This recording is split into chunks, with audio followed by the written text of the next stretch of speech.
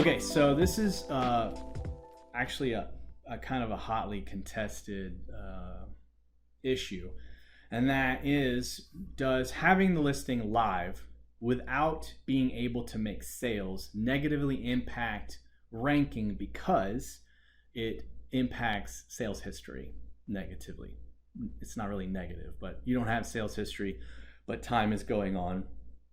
Those benchmarks show as no sales. Does that bring your ranking down? And this is a perfectly legitimate thought process and a very legitimate question.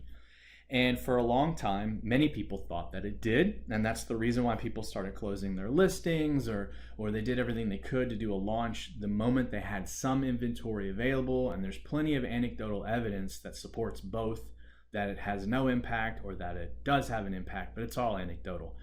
I can speak from experience after having conversations with seller support and then other members of higher level departments at Amazon, and then also seeing communications between other sellers having the same conversation with other members of the support staff at Amazon.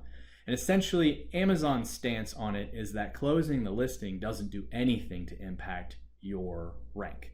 So that means regardless of whether or not you have a listing that exists for inventoried items or for no inventory items, closing a listing doesn't do anything.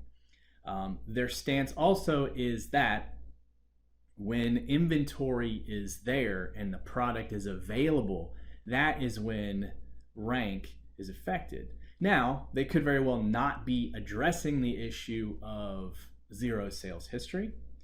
I think all of us have experienced when we've run out of inventory that the listing rank is impacted to some degree until we get back in stock. And then most of the time when we get back in stock, it's not immediately going to jump back into the exact spot that it was in. It takes a little bit of generating of sales. And that's because obviously that zero sales history did impact it, but I believe that's only for stock outs.